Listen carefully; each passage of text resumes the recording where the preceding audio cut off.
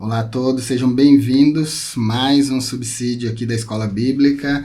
O título dessa lição de hoje, Imagens Bíblicas da Igreja. Para você começar bem, comece anunciando o objetivo da aula e deixando bem claro para os alunos o que é que você vai discutir durante a aula e os objetivos da aula. A aula da revista, ela vem como um plano de aula perfeito, bonitinho, que se você seguir à risca, você vai se dar muito bem. O meu trabalho aqui não é dar a aula para você, como vocês já sabem, né? Não quero ministrar a aula. Cada professor vai dar a aula aí nas suas igrejas, na sua igreja local. Eu só vou dar aqui alguns subsídios, ajudas. Principalmente na pronúncia aí de grego, hebraico, significados, para ajudar você com aquilo que é mais difícil, né? Porque a outra parte você já consegue fazer.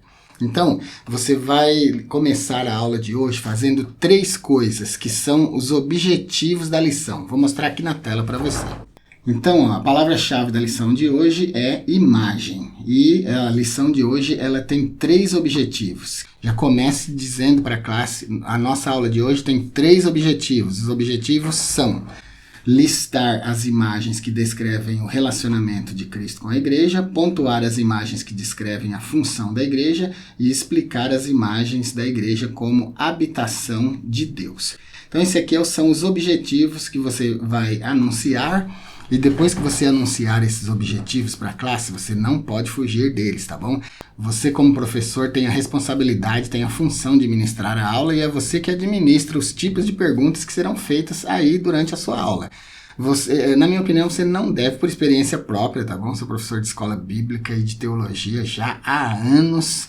E não dá certo se você deixar as pessoas perguntarem qualquer coisa que não tenha a ver com o tema da lição. Então é importante você manter as perguntas dentro do tema da lição, para você não se perder. E você vai perseguir esses 3 objetivos aqui, que é listar as imagens da igreja. E para listar, você pode copiar, se você quiser, esse resumo que eu fiz aqui, ó. Esse resumo aqui fica muito claro. Se você tiver uma lousa aí, você pode escrever na lousa, senão você pode imprimir aqui esse resumo que eu fiz aqui. Eu vou deixar lá no nosso blog, a aula completa, já com esse resumo aqui. Então, depois que você anunciar aqui os 3 objetivos, tudo isso aqui é feito muito rápido, em 5 minutinhos, que é a introdução. Então, você vai dizer, na aula de hoje nós vamos listar, pontuar e explicar. Vamos listar as imagens que descrevem relacionamento, vamos pontuar as imagens que descrevem a função da igreja e vamos explicar as imagens da igreja como habitação de Deus. E aí você começa dizendo assim, a lição apresenta 10 imagens que revelam certos aspectos da natureza da igreja de Cristo, e nós vamos avaliá-los nessa lição. Nós temos 3 imagens de relacionamento, que é a igreja como noiva de Cristo, a igreja como esposa de Cristo e a igreja como rebanho. Então, noiva, esposa e rebanho se relacionam com Cristo. Nós temos outras 3 imagens que descrevem a função da igreja, geração eleita, sacerdócio real e nação santa. Essas 3 imagens descrevem o que a igreja faz no mundo. Então, ela é uma geração eleita, ela exerce um sacerdócio real e ela é uma nação santa. E nós temos 4 imagens da igreja como habitação de Deus. Ela é povo adquirido, ela é corpo de Cristo, ela é santuário de Deus e ela é casa de Deus. Isso aqui vai garantir para você uma ótima introdução para a aula de hoje, tá bom? Se você começar assim, você vai começar bem a aula de hoje. No tópico de número 1, nós temos as imagens que descrevem o relacionamento da igreja com Cristo. Nós temos a imagem da noiva e a imagem da esposa. E nós temos também a imagem de um rebanho. Então, vamos ver aqui, ó, a imagem da igreja como noiva é uma das mais belas das escrituras, com certeza. E a Bíblia usa tanto a figura de noiva como a figura de esposa para representar a igreja. A igreja é descrita primeiramente como uma virgem pura, na 2 Coríntios 11:2. Aqui nesse ponto eu quero mostrar para vocês 2 palavras, uma do hebraico e uma do grego, que você pode usar aí no seu comentário na lição de hoje. Alma, do hebraico, para virgem, betulá, do hebraico também para virgem. Alma vai aparecer no Antigo Testamento, no profeta Isaías, e betulá vai aparecer na referência aqui da 1 aos Coríntios 11:2. Só como uma curiosidade para vocês, 2 aos Coríntios 11:2, no texto hebraico aparece Betulá, traduzido por virgem.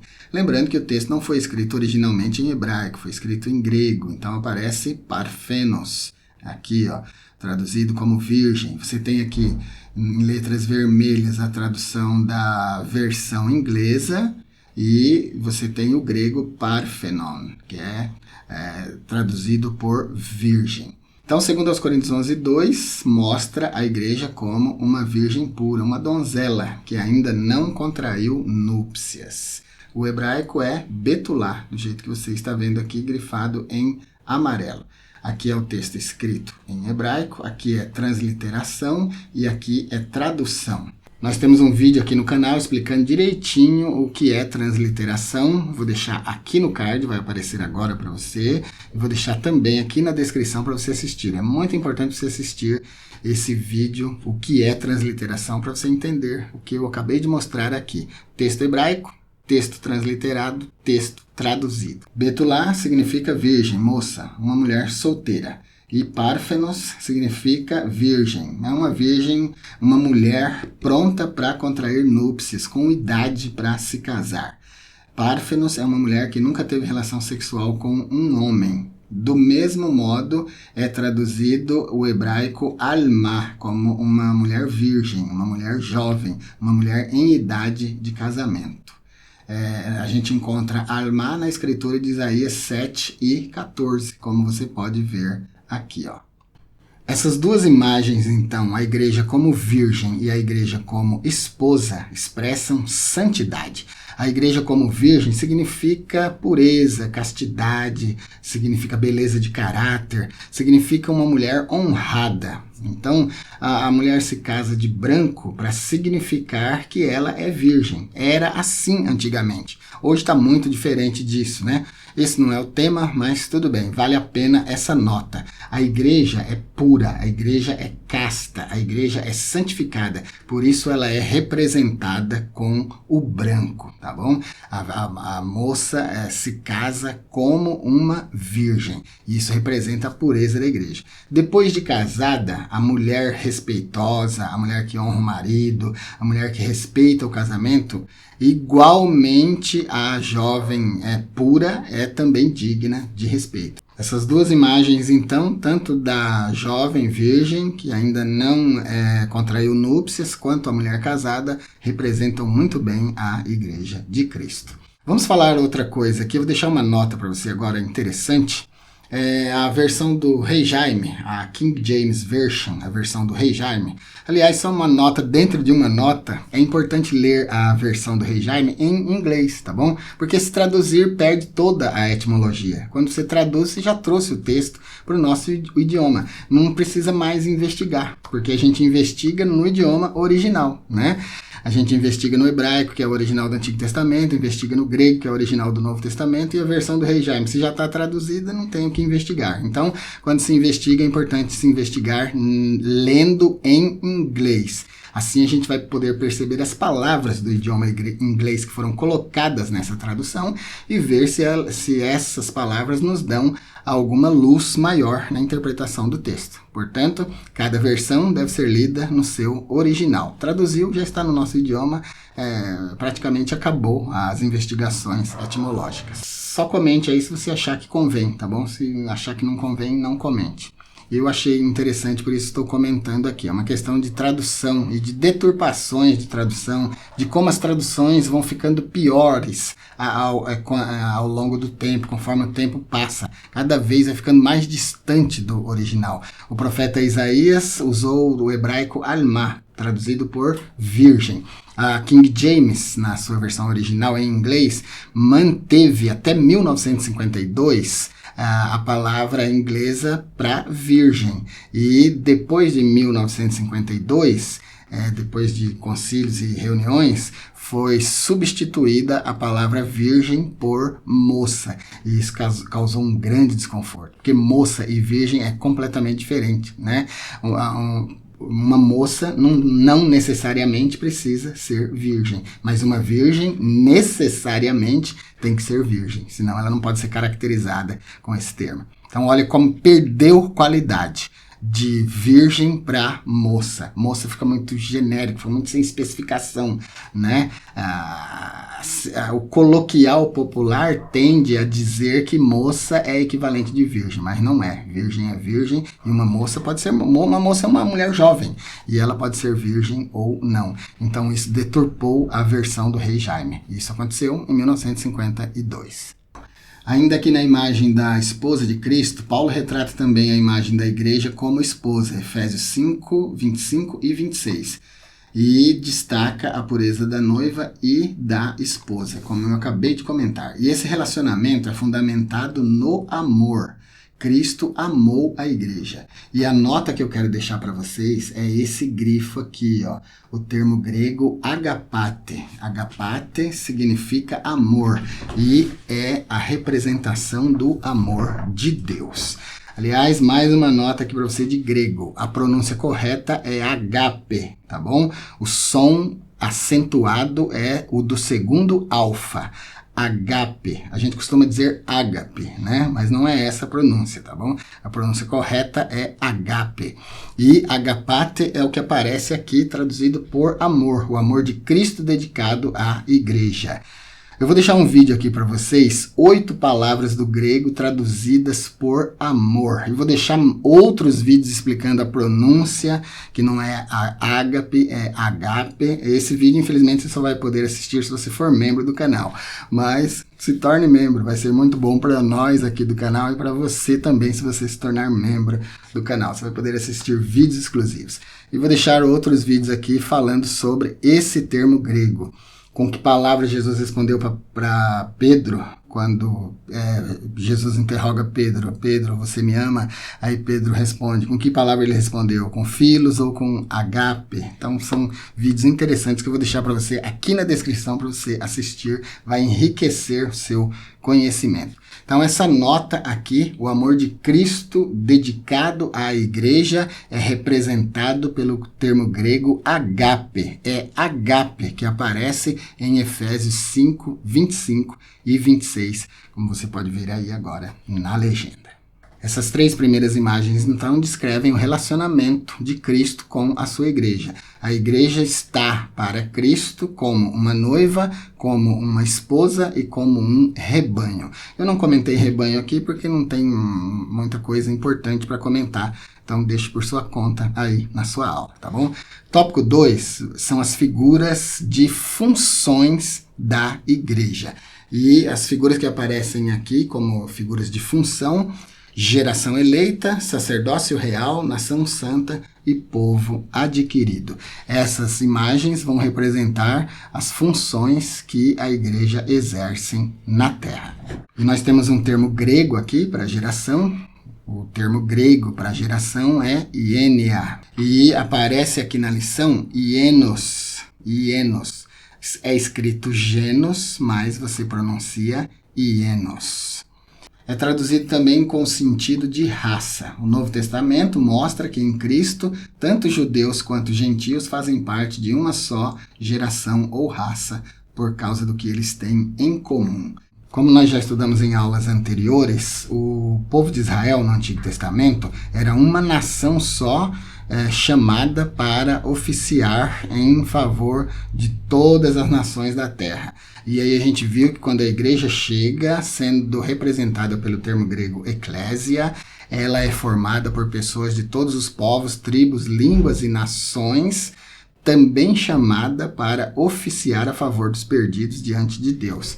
A diferença é que a igreja é um povo eleito, mas constituído de vários povos, enquanto Israel era um povo só, uma etnia só. A igreja, várias etnias. E a segunda figura é o sacerdócio real. Israel era um sacerdócio real. Por que a igreja é chamada de sacerdócio real? Porque ela é comparada com Israel. Israel e igreja são duas coisas completamente diferentes, tá bom? Vou deixar um vídeo aqui para você assistir a relação entre Israel e igreja. Então, esse nome que a igreja, esse nome que caracteriza essa função da igreja de ministrar a favor dos perdidos, sacerdócio real, é importado então do Antigo Testamento. Nação santa e povo adquirido também são qualidades de Israel no Antigo Testamento que Paulo usa como qualificação para a igreja no Novo Testamento, porque em relação a oficiar diante de Deus, intermediando entre os perdidos, ela faz a mesma função. Ela é chamada com a mesma função, com as mesmas qualificações. Ela é nação santa e é também um povo adquirido. Israel foi um povo adquirido, especialmente formado a partir de Abraão, com o intuito e o objetivo de ser um povo especial, uma nação santa para Deus. A igreja também é chamada do meio dos povos, do meio dos perdidos, para ser um povo especial para Deus. E por último, a igreja como corpo de Cristo. Essa figura é extremamente importante como função da igreja, porque ela nos mostra, ela é carregada de significados, e ela nos mostra coisas muito importantes. A igreja, então, é viva, ela é um organismo vivo. A igreja não é um lugar, tá bom? A igreja não é o templo é só o lugar onde a igreja se reúne. A igreja somos nós, eu e você juntos somos igreja. Você sozinho é só parte da igreja, tá bom? Eu sozinho sou só um membro da igreja, mas nós juntos formamos a igreja. A igreja é um organismo vivo, ela é o corpo de Cristo. É uma representação muito perfeita. É interessante, é especialmente interessante essa representação da igreja como corpo, essa função da igreja como corpo, porque ela mostra a unidade dos seus membros. Olha, eu tenho dedo, eu tenho unha, eu tenho boca, tenho orelha, cabelo, tenho olho, tenho rosto, né? Tenho o meu corpo como um todo, perna e tal. Então, cada membro desse meu corpo é importante para que meu corpo funcione bem. Se eu perder um dedinho, eu preciso aprender a movimentar tudo de novo, mão e braço, porque está faltando alguma coisa. Se eu perder o dedinho do pé, que parece não ser muito importante, o meu equilíbrio é completamente afetado. Então, cada membro do corpo de Cristo, por mais simples e por menos importante que pareça ser, é extremamente importante. Então, essa figura da igreja como corpo de Cristo, ela expressa unidade. Igreja, organismo vivo, corpo de Cristo, expressão de unidade. 1 Coríntios, capítulo 12, versículo 2, vai falar desse funcionamento perfeito do corpo, cada membro operando no seu lugar em unidade. Pode perceber uma coisa, cada membro do corpo opera a sua própria função, e isso deve ser um espelho para a igreja funcionar. Quando os membros da igreja começam a sair do seu lugar e se meter em lugar que não deve, começa a acontecer muitos problemas na igreja, tá bom? Vamos dizer que o pastor seja o cabeça, né? O cabeça da igreja é Cristo, mas abaixo de Cristo, na administração eclesiástica aqui, na igreja local, no templo, na instituição, o pastor é o cabeça daquela reunião, daquele povo que está ali, daquela denominação. Então, se os presbíteros quiserem começar a sair do seu lugar, se meter no lugar do pastor, vai dar confusão. Se os diáconos quiserem sair das suas posições, se meter nas posições dos presbíteros ou do pastor, vai dar confusão no meio da igreja. Assim, grupo de irmã, de jovem, de criança, cada um deve estar na sua função e na sua posição, porque o corpo precisa funcionar harmonicamente, e ele só vai funcionar de forma harmônica se cada membro estiver no seu devido lugar. E para a gente finalizar, o tópico de número 3 da lição de hoje vai descrever a igreja como sendo a habitação de Deus. Nós temos 3 imagens que descrevem a igreja como a habitação de Deus. Você pode começar o comentário desse tópico aqui mostrando aí uma frase de efeito para a sua classe. Nós pertencemos a Deus de 3 formas. Nós pertencemos a Deus por criação, pertencemos a Deus por redenção e pertencemos a Deus por habitação. Por criação, porque Deus nos criou. Nesse sentido, todo mundo é filho de Deus, salvos e perdidos, filhos de criação. Também pertencemos a Deus por redenção. Nesse ponto aqui, são separados os salvos dos perdidos, né? Quando os filhos são de criação, todos são filhos de Deus, porque Deus criou todos, bons e maus, né? Mas quando se trata da redenção, somos filhos de Deus, pertencemos a Deus por redenção. Isso fala do resgate de Cristo na cruz do Calvário. Cristo morreu por nós, nós o aceitamos, agora somos filhos por redenção.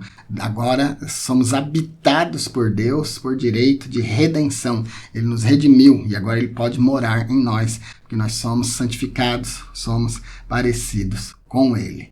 E pertencemos a Deus, né? Somos habitados por Deus de uma terceira forma, que é por habitação. Pertencemos por habitação.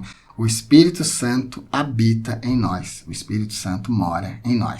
A figura da igreja como santuário de Deus, como habitação de Deus, está na 1 Coríntios 3, 16 e 17, que com certeza você vai ler aí no seu comentário, aí na sua classe, né? Então, cada crente é uma habitação exclusiva do Espírito Santo. Nós pertencemos a Deus por habitação. O Espírito Santo habita em nós. E essa figura nos chama a atenção para o dever de manter esse templo puro, limpo, em condições do Espírito Santo, o Ruach HaKodesh. Essa expressão é hebraico, Ruach HaKodesh. Espírito de santidade. Ele é um espírito de santidade, então ele não vai habitar nesse templo se ele não estiver conforme a sua vontade, de acordo com os preceitos da sua palavra, vivendo uma vida de santidade. Esse negócio de que Deus só quer o coração é mentira, tá? Vou deixar um vídeo aqui para você falando sobre isso. Como assim Deus só quer o coração? Você vai gostar. Vou deixar aqui no card, facinho para você assistir. Só dá um clique. Você vai entender a minha defesa sobre esse negócio. Como assim Deus só quer coração? Deus quer nosso corpo inteiro. Deus quer toda a nossa alma, espírito e corpo. Quer essas três partes preparadas irrepreensíveis para o dia que ele vier buscar a sua igreja. E nós temos aqui uma segunda figura, que é a igreja como casa de Deus. Também é emprestada do Antigo Testamento, né? Casa e santuário é diferente, né? O santuário se refere especificamente à morada de Deus, à habitação de Deus. Inclusive, o santuário, com letra maiúscula, no Antigo Testamento, era o Beit HaMikdash. Beit, casa. HaMikdash, de santidade, casa de santidade. O tabernáculo do deserto era chamado de... Era uma sucá, né? Era um tabernáculo que montava e se desmontava. Uma tenda. Sukkah, do hebraico. Depois que foi construído, fixado num lugar, então ele passou a ser Beit, uma casa fixada, plantada num lugar, não era mais móvel. Beit HaMikdash, a casa da santidade, o templo de Deus, tá bom? Aquele templo que Salomão fez, foi reconstruído, reformado por Herodes, aquele mesmo da época de Cristo. Ela, como santuário, ela é mais santa, ela precisa ser mais santa do que como casa, né? As coisas que a gente faz em casa, a gente não faz na igreja, né? Mas as duas figuras invocam santidade, tá bom? Invocam dedicação especial a Deus. Então, para a gente fechar, concluindo aqui a minha ajuda para você na aula de hoje, é um privilégio ser igreja, né? E representar todas essas figuras. Nós vimos na lição de hoje 10 figuras que representam muito bem a igreja. Nós temos 3 que representam relacionamento, a noiva, a esposa e o rebanho. Nós temos 3 que representam funções da igreja, geração eleita, sacerdócio real e nação santa. E nós temos 4 imagens que representam a igreja como habitação de Deus, que é povo adquirido, Deus habita no meio do seu povo. Vou deixar um vídeo aqui para você, vizinhos de Deus, você vai gostar muito, eu tenho certeza. Vamos combinar? Se você gostar, você se inscreve no canal, e se você gostar, você compartilha esse vídeo, vizinhos de Deus. Então ela é povo adquirido, ela é corpo de Cristo, como corpo de Cristo, claro que Cristo está no seu corpo, como santuário de Deus, então, né, Deus habita no seu santuário, e como casa de Deus. Então essas 10 figuras descrevem esses 3 tipos de relacionamentos da igreja com Jesus, que é sua função e sua obrigação comentar detalhadamente na aula de hoje, tá bom? Então percebam que eu comecei apresentando essas 10 figuras para você e encerrei apresentando essas 10 figuras para você. No início você apresenta para a igreja fixar naquilo que você vai comentar, você comenta durante toda a sua aula e depois você traz à igreja a lembrança de tudo aquilo que você comentou e encerra a sua aula, fica perfeita. Tá bom? Então é isso, espero ter ajudado você com esses subsídios, com essas dicas para a segunda aula aí do primeiro trimestre de 2014 da Escola Bíblica. Muito boa sorte para você na sua aula. Se você assiste os nossos vídeos, mas ainda não se inscreveu, se inscreva. Vai ser muito bom ter você como inscrita do nosso canal. Se você quiser ver vídeos exclusivos, se torne membro do nosso canal. Como membro, você vê vídeos exclusivos. Como membro do segundo nível, o Maná Escondido, você vê vídeos, aulas e cursos exclusivos. E como membro do terceiro nível, que é o nível consultoria, você tem tudo e pode falar diretamente comigo. Vai ter o meu número de telefone, a gente vai poder conversar e você vai poder tirar pessoalmente as suas dúvidas. Fique com Deus e até a nossa próxima aula.